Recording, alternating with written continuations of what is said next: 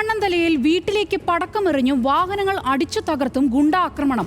പഴം പഴുത്തില്ലെന്ന് ആരോപിച്ച് സ്ഥലത്തെ കടയുടമയും പ്രതികൾ വെട്ടിപ്പരിക്കേൽപ്പിച്ചു.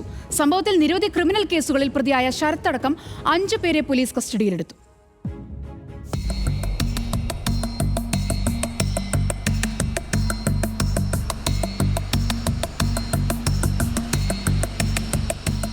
വിഷ്ണു, അനു, ശരത്, സൂര്യനാരായണൻ അടക്കം 5 പേരെയാണ് പോലീസ് കസ്റ്റഡിയിലെടുത്തത്. 2 പേർക്കായുള്ള അന്വേഷണം പുരോഗമിക്കുകയാണ്. പ്രായപൂർത്തിയാകാത്ത ആൺകുട്ടിയും കസ്റ്റഡിയിലെടുത്തവരിലുണ്ട്. ഇന്നലെ രാത്രി 12 മണിയോടെയായിരുന്നു സംഘത്തിന്റെ പരാക്രമണം. ആദ്യം തിരുവനന്തപുരം അമ്പയങ്ങോടുള്ള പൊന്നയ്യന്റെ കടയിൽ കയറി ശരത്തിന്റെ നേതൃത്വത്തിലുള്ള സംഘം പഴം കഴിച്ചു. എന്നാൽ കഴിച്ച പഴം പഴുത്തില്ലെന്നാരോപിച്ച് ഇയാളെ വാളുകൊണ്ട് വെട്ടി പരിക്കേൽപ്പിച്ചു. വെട്ടേറ്റ പൊന്നയ്യന്റെ പരിക്ക് ഗുരുതരമല്ല. ഇതിനുശേഷമാണ് രാജേഷിന്റെ വീടിന് നേരെയുള്ള പടക്കമേറും റോഡിലെ പരാക്രമങ്ങളും.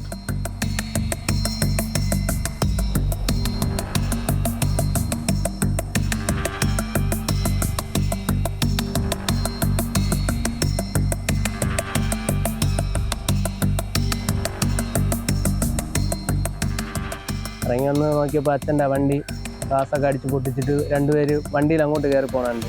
അപ്പോൾ ഞാൻ ചെന്ന് വണ്ടിയുടെ താക്കോലെടുത്ത് വന്ന് നോക്കിയപ്പോൾ എൻ്റെ വണ്ടി ചരിഞ്ഞ് കിടക്കുന്നു. ആ വണ്ടി പൊക്കിയെടുത്ത് അവന്മാരെ പിറകെ പോയി. അപ്പോൾ അവന്മാർ താഴെ ഒരു വണ്ടി അടിച്ച് പൊട്ടിച്ച് അടുത്തൊരു വണ്ടി അടിച്ച് പൊട്ടിക്കാനായിട്ട് നിൽക്കുകയായിരുന്നു. അപ്പോഴാണ് എന്നെ കണ്ടത്. അതിലൊരു പയ്യനെ ഞാൻ പിടിച്ചു വെച്ചിരുന്നു. ബാക്കിയുള്ള പയ്യന്മാരെല്ലാം കൂടെ വന്ന് അവിടെ ചെറിയൊരു ഉന്നുന്നുള്ളൂ. അങ്ങനെ അവന്മാരങ്ങനെ രക്ഷപ്പെട്ടു പോയി. രാജേഷിന്റെ വീടിന്റെ മുന്നിലൂടെ ബൈക്കിൽ സ്പീഡിൽ പോകുകയായിരുന്നു 7 അംഗ സംഘം. പഴയ ഗുണ്ട കൂടിയായ രാജേഷ് വേഗത കുറച്ച് സഞ്ചരിക്കാൻ ആവശ്യപ്പെട്ടതാണ് പ്രകോപനത്തിന് കാരണം. 2 കാറടക്കം 6 വാഹനങ്ങളാണ് ഇവർ തല്ലി തകർത്തത്. നിലവിൽ മണ്ണന്തല പോലീസ് കസ്റ്റഡിയിലുള്ള പ്രതികൾക്കെതിരെ കേസ് രജിസ്റ്റർ ചെയ്യുമെന്ന് പോലീസ് അറിയിച്ചു.